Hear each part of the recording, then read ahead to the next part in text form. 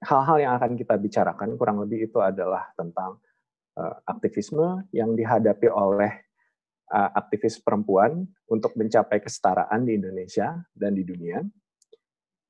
Sebenarnya banyak negara yang mencitrakan dirinya sebagai negara yang berpihak kepada perempuan. Apakah ini konsisten dengan kenyataan di lapangan, dan apa yang kita publik biasa bisa lakukan? Pada saat ini kita akan berdiskusi dengan Mbak Nurina Safitri dari Amnesty International Indonesia.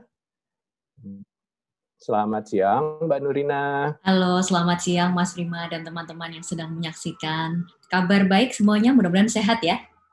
Mudah-mudahan sehat.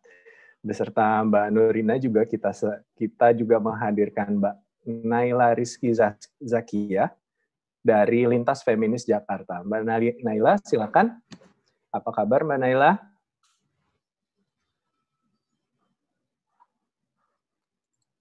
Ya, suaranya belum keluar. Halo. Hai. Selamat. Oke. Selamat siang teman-teman. Selamat siang. Kita pengen nanya-nanya nih. Tadi saya sempat mengajukan pertanyaan.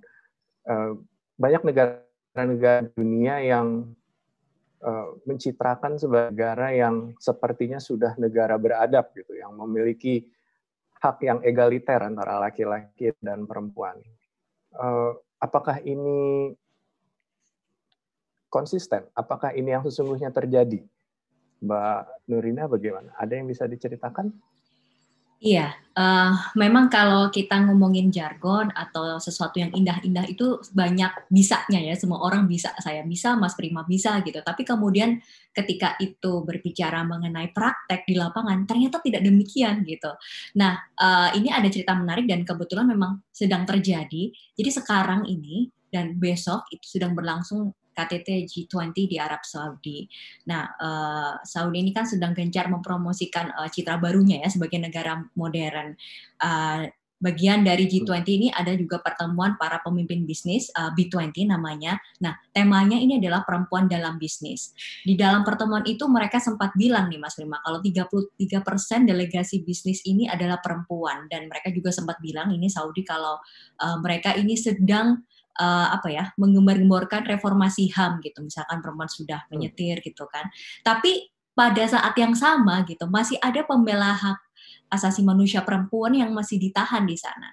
Salah satunya itu adalah Nasimah Al-Sadah. Nah, Nasimah ini tahun 2016 dia itu sempat bertanya gitu di media sosial, mengapa anak di bawah umur itu harus menjadi wali dari seorang perempuan yang sudah dewasa gitu dan bertanggung jawab atas keputusan dan hidup dari perempuan dewasa ini. Mengapa harus ada pria atau laki-laki yang bertanggung jawab atas hidupnya gitu.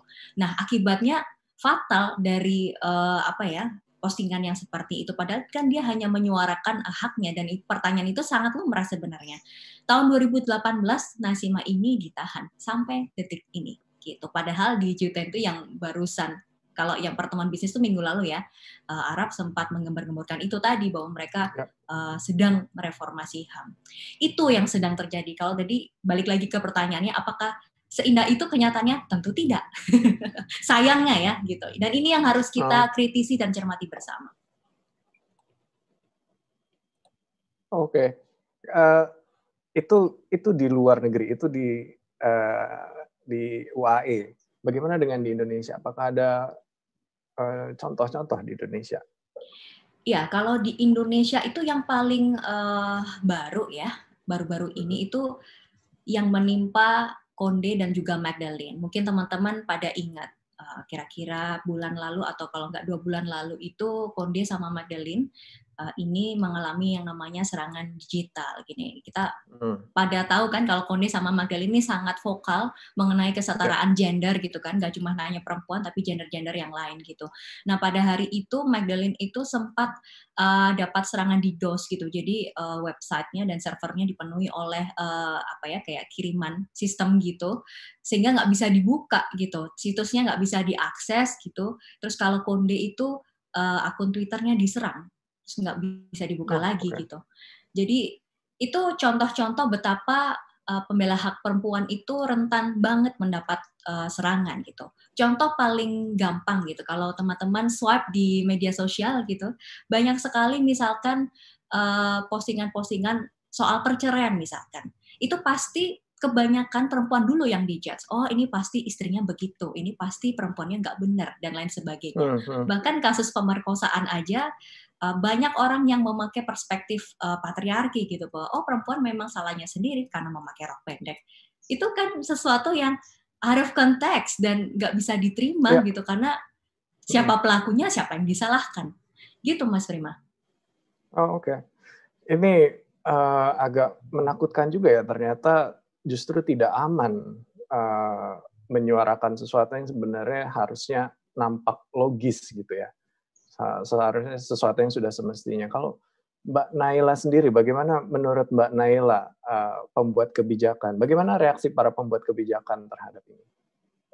Iya, aku setuju dengan Mbak Nurina bahwa secara umum sebenarnya kita memang mengalami banyak sekali kemunduran dalam upaya perlindungan, penghormatan, dan pemenuhan hak asasi manusia. Terlebih lagi kalau kita bicara soal hak-hak perempuan. Nah, kita bisa lihat contohnya bagaimana rancangan undang-undang penghapusan kekerasan seksual tidak juga kunjung disahkan. Padahal sudah banyak sekali tuntutan, desakan dari kelompok perempuan maupun dari korban kekerasan seksual langsung dan pendamping korban kekerasan seksual yang menginginkan adanya undang-undang penghapusan kekerasan seksual. Dari petisi yang sudah diajukan oleh kawan-kawan lintas-lintas saja, kita mengumpulkan 341.000 petisi yang mendukung pengesahan RUU PKS.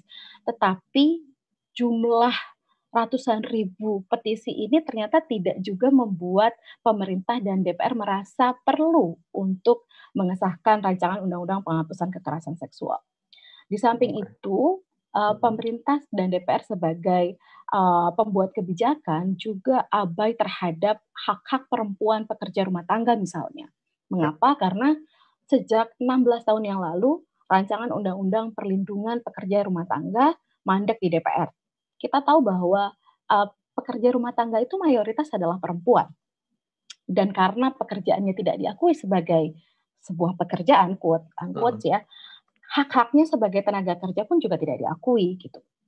Banyak sekali pekerja rumah tangga yang kemudian diupah jauh di bawah UMR. Nah, situasi ini menunjukkan seberapa besar sih sebenarnya keberpihakan pemerintah atau negara kepada perjuangan hak-hak perempuan. Kita melihat juga bahwa pemerintah justru punya kecenderungan untuk mengesahkan rancangan undang-undang yang justru mengopresi atau berpotensi lah ya mengopresi perempuan seperti Undang-Undang Omnibus Law dan juga rancangan Undang-Undang Ketahanan Keluarga yang isinya mendomestifikasi perempuan, mengatur sebegitu detail urusan privat warga negara. Ini hanya beberapa contoh saja bagaimana negara tidak punya perspektif yang cukup baik terhadap isu perempuan, sehingga sebenarnya suara perempuan, suara kelompok perempuan, kelompok marginal itu perlu untuk diperdengarkan, perlu diberi ruang agar bisa diakomodir dan didengar serta dipertimbangkan oleh pembuat kebijakan kita. Apa yang kira-kira kita bisa lakukan? Ini sebenarnya sangat menggelisahkan sekali ya cerita-cerita ini. Tapi apa yang bisa kita lakukan? Silakan dulu Mbak Naila. Mbak Naila dulu. Oke deh. Sebenarnya sudah banyak sih yang sudah dilakukan oleh teman-teman masyarakat sipil, warga biasa, kayak seperti misalnya tadi teman-teman membuat petisi online gitu kan. Kemudian juga ada kampanye-kampanye, ada aktivisme-aktivisme yang dibangun di tingkat lokal maupun di nasional. Nanti Amnesty mungkin bisa jelaskan juga, Amnesty juga punya inisiatif menulis bagi perempuan. Ada juga banyak sekali inisiatif yang sudah dilakukan. Tetapi memang poin pentingnya adalah seberapa besar sih political will dari pemerintah dan DPR untuk melihat ini sebagai persoalan serius dan mau bergerak maju mengesahkan rancangan undang-undang penghapusan kekerasan seksual. Itu yang PR kita di situ, menekan negara untuk segera mengesahkannya. Oke. Kalau dari Mbak Nurina tadi katanya udah kita spoiler ya di awal ya. Ada program dari Amnesty International. Mbak Nurina sendiri bagaimana bisa diceritakan? Iya, jadi apa yang bisa kita lakukan gitu ya? Banyak sekali sebenarnya, dan itu banyak relasinya. Kalau misalkan relasi antara kita dengan lingkungan terdekat, ya itu bisa dimulai dari kita sendiri gitu. Misalkan kita menjadi sadar, gimana caranya untuk sadar ya? Terbuka aja pikirannya, menangkap fenomena di sekitar. Terus kemudian kalau ada isu baru RUU PKS gitu misalkan, kita jangan apatis dulu, tapi kita harus pelajari apa nih? Kenapa kok orang-orang pada ramai menyuarakan ini gitu? Karena kebanyakan orang itu begitu hanya melihat percakapan di media sosial, kemudian langsung, ini kerjaan SJW, kerjaan feminis gitu, tanpa tahu apa kontennya gitu kan.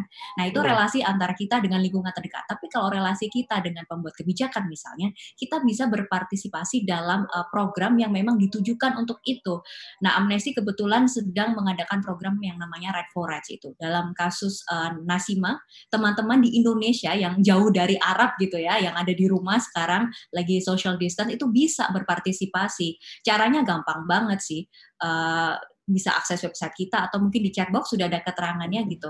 Nah, dengan berpartisipasi dalam penulisan surat ini, teman-teman sudah membantu mendesak pemerintah Arab Saudi untuk membebaskan Nasima. Itu contohnya ya, salah satunya untuk Nasima. Mungkin ada yang tanya juga, seberapa efektif penulisan surat ini kan? Untuk membantu hak-hak perempuan atau pembela HAM perempuan yang sedang di penjara atau mungkin yang sedang direpresi. Kalau saya ditanya itu, saya jawab sangat efektif karena pengalaman menulis surat untuk membuat perubahan ini sudah kami lakukan selama 19 tahun gitu. Dan itu sudah banyak sekali contohnya betapa dari aksi yang kecil kemudian dikumpulkan jadi besar ini ada kebijakan perubahan. Ada contoh menarik nih dari Republik Dominika ya. Dari tahun 75 nih udah lama banget. Ini ada pemimpin serikat buruh namanya Julio de Pena Valdez. Saat itu dia menerima 200 surat ya. Terus penjaganya itu kasih dia seragamnya. Terus kemudian datang lagi 200 surat lagi. Kepala penjara datang ke dia gitu. Terus datang lagi ratusan lagi. Direkturnya dia akhirnya berhubungan sama orang-orang di penjara. Terus kemudian sampai datang ratusan lagi, terkumpul sekitar 300.000. Terus akhirnya presidennya jadi tahu gitu. Jadi itulah keajaibannya dari partisipasi kita dengan menulis surat. Mungkin orang nggak ngeh karena dia satu orang ya. Tapi bayangkan kalau yang menulis seluruh dunia, orang juga jadi kebeban gitu. Loh ini kok ada datang lagi? Ada apa nih? Kayak cerita si Julio tadi gitu. Oh mungkin satu lagi Mas Rima, kalau di Indonesia ini yang paling nggak paling gres, tapi ini dari tahun lalu kasus Ibu Baik Nuril gitu kan. Ibu Baik Nuril tuh sempat dapat amnesti dari Pak Jokowi setelah pemerintah itu dibanjiri surat tuh atau petisi ya 317.000 orang, bayangkan. Jadi menurut saya ini cukup efektif dan mungkin kalau masih meragukan apa sih gunanya menulis petisi atau surat. Kalau kita mikirnya satu orang memang tidak akan terasa, tapi bayangkan kalau yang berpikir ini ratusan ribu orang lain, yang mungkin orang yang menerima juga jadi, waduh ini serius nih, gitu Mas. Iya. Nah, ini menarik sekali ya. Ternyata hanya dengan menulis surat kita bisa membantu membangun suatu pembicaraan diskursus ya begitu ya. Saya curious bagaimana caranya kita mengirimkan surat ini kalau melalui Amnesty sendiri? Caranya sebenarnya mudah sekali, bisa kunjungin website Amnesty atau saya yakin di chatbox sudah ada keterangannya, itu ada link khusus gitu yang sudah disertakan oleh teman-teman TX. Dari situ nanti teman-teman akan masuk ke laman penulisan surat langsung. Kami sudah menyediakan template, tapi tentu saja yang diharapkan adalah personal story dari teman-teman. Kenapa teman-teman sangat concern dengan isu itu gitu. Bagaimana kehidupan pribadi teman-teman sangat bersinggungan dengan apa yang dialami Nasima misalkan. Nah untuk di Indonesia kami juga sedang mengadakan program penulisan juga yang namanya Pena, ini untuk pengesahan RUU PKS yang tadi dalam sesi sebelumnya sudah dibahas ya gitu. Kenapa RUU PKS ini harus segera disahkan oleh DPR? Itu teman-teman bisa juga berpartisipasi dalam surat ini. Linknya juga sudah disertakan gitu. Silakan menulis surat kepada DPR gitu sebagai pembuat undang-undang gitu bahwa ini adalah prioritas yang harus mereka selesaikan dengan alasan A, B, C, D, E gitu. Yang saya yakin banget teman-teman sudah sedikit banyak terinformasi. Ini program Pena ini apakah melalui Amnesty atau langsung sendiri atau bagaimana? Ya, bisa juga melalui Bisa website dijelaskan. kami. Dua-duanya melalui website kami, cuman yang Dua-duanya satu ada juga di ini, website-nya. ya betul, yang satu kampanye global, yang satu kampanye khusus di Indonesia. Cuman ini tidak terbatas siapa aja kan sekarang kita bisa terhubung ya. Mau katakan ini ada di Amerika atau di Afrika sekalipun bisa jadi cross gitu. Kalau kendala bahasa sebenarnya juga sudah diselesaikan oleh teknologi kan, tidak terlalu terhambat gitu. Ya. Jadi siapa aja ini Ada sebenarnya Google Translate gitu. Betul. Langkah kecil kita yang memang sepertinya kalau kita nggak membayangkan lebih luas terdengar sepele gitu. Tapi ternyata dalam kasus Bu Baik Nuril ini cukup it didn't matter gitu. Halo Mbak Naila, sedang mati lampu ya di rumah? Iya, agak gelap lah. Agak gelap Mbak Nailanya. Tapi kita masih bisa mendengarkan dari Mbak Naila kok, tenang aja. Kita percakapan kita waktunya akan habis dalam beberapa waktu lagi. Kita mungkin masuk ke closing statement. Mbak Naila, kita mulai dari Mbak Naila dulu. Bagaimana? Silakan. Aku merespon dari yang Mbak Nurina tadi ya, bahwa juga merespon isu yang diangkat oleh teman-teman TEDx. Seperti Kartini, perempuan menurutku harus menuliskan dirinya sendiri dan bisa menuliskan fenomena sosial politik yang terjadi. Kenapa perempuan harus menuliskan dirinya sendiri? Karena dunia kita masih didominasi oleh narasi yang patriarkal, yang seringkali abai terhadap pengalaman dan kebutuhan perempuan. Jadi sangat penting untuk mendengarkan narasi perempuan dari perempuan sendiri. Selain sebagai catatan sejarah bahwa ada banyak sekali perempuan yang terlibat dalam peristiwa-peristiwa penting di dunia ini juga merupakan upaya agar suara perempuan itu terdengar, kepentingannya terakomodir, perasaan dan pengalamannya diakui, karena seringkali narasi di luar sana itu tidak memvalidasi perasaan ataupun pengalaman dari perempuan, seperti banyak sekali victim blaming misalnya terhadap korban kekerasan seksual, itu bentuk dari invalidasi terhadap pengalaman perempuan. Tanpa suara dan keterlibatan perempuan, tidak akan pernah tercapai kesetaraan gender. Jadi yuk kita dukung inisiatif-inisiatif yang bisa membangun suara atau memperdengarkan suara perempuan dan melibatkan perempuan dalam kerja-kerja kolektif untuk pemajuan hak asasi manusia. Oke. Mbak Nurina, silakan. Iya, saya echoing apa yang disampaikan Mbak Nela juga, bahwa teman-teman, jika kita ingin membuat perubahan, sebaiknya langkahnya dimulai dari hal kecil, dari diri kita gitu. Jika kita memang peduli terhadap hak kita sebagai perempuan, ayo suarakan, jangan takut. Menyuarakan tuh nggak harus pakai toa gitu, tapi bisa pakai surat, dan surat ini bisa efektif jika kita melakukannya bersama-sama gitu. Karena begini, kita kalau selamanya diam juga tidak akan membantu. Dan ini juga berlaku untuk teman-teman laki-laki atau gender lain yang mungkin juga concern dengan hak perempuan. Karena hak perempuan ini jika terpenuhi juga akan menguntungkan semua orang gitu. Terlepas dari apa status gendernya. Jadi menurut saya, kalau bertanya-tanya langkah kecil apa yang bisa saya lakukan? Mungkin bisa dimulai dengan menulis surat, bergabung dengan kampanye global kami di Right for Rights yang linknya sudah ada di chatbox, dan juga kampanye di tingkat nasional kami, PENA, untuk mengesahkan rancangan undang-undang PKS, penghapusan kekerasan seksual. Jangan salah PKS-nya ya. Baiklah, demikian kami harap audiens dapat turut serta berpartisipasi dalam kegiatan Right for Rights ini maupun PENA, karena ini adalah masalah yang cukup urgen. Mudah-mudahan pembicaraan hari ini bisa menginspirasi kita semua. Terima kasih Mbak Nurina dan Mbak Naila. Kita lanjut ke sesi selanjutnya. Sampai jumpa yang lain.